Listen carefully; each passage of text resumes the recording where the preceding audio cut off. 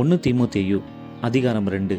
நான் பிரதானமாய் சொல்லுகிற புத்தி என்னவெனில், எல்லா மனுஷருக்காகவும் விண்ணப்பங்களையும் ஜெபங்களையும் வேண்டுதல்களையும் ஸ்தோத்திரங்களையும் பண்ண வேண்டும்.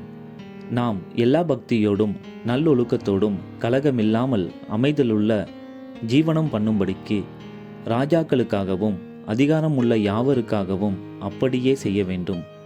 நம்முடைய இரட்சகராகிய தேவனுக்கு முன்பாக அது நன்மையும் பிரியமுமாயிருக்கிறது.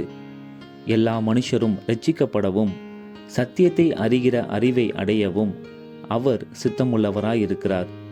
தேவன் ஒருவரே, தேவனுக்கும் மனுஷருக்கும் மத்தியஸ்தரும் ஒருவரே. எல்லாரையும் மீட்கும் பொருளாக தம்மை ஒப்பு கொடுத்த மனுஷனாகிய கிறிஸ்து இயேசு அவரே.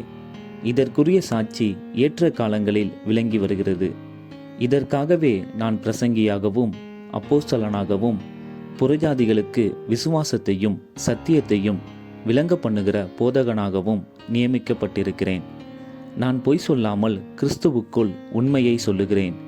அன்றியும் புருஷர்கள் கோபமும் தர்க்கமும் இல்லாமல் பரிசுத்தமான கைகளை உயர்த்தி எல்லா இடங்களிலேயும் ஜெபம் பண்ண வேண்டுமென்று விரும்புகிறேன்.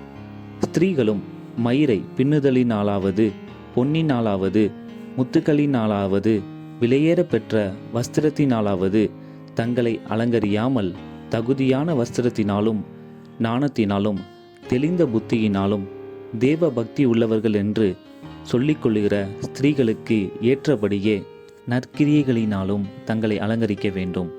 ஸ்திரீயானவள் எல்லாவற்றிலும் அடக்கமுள்ளவளாயிருந்து அமைதலோடு கற்றுக்கொள்ள கடவள். உபதேசம் பண்ணவும் புருஷன் மேல் அதிகாரம் செலுத்தவும் ஸ்திரீயானவளுக்கு நான் உத்தரவு கொடுக்கிறதில்லை. அவள் அமைதலாயிருக்க வேண்டும். எண்ணத்தினாலெனில் முதலாவது ஆதாம் உருவாக்கப்பட்டான், பின்பு ஏவாள் உருவாக்கப்பட்டாள்.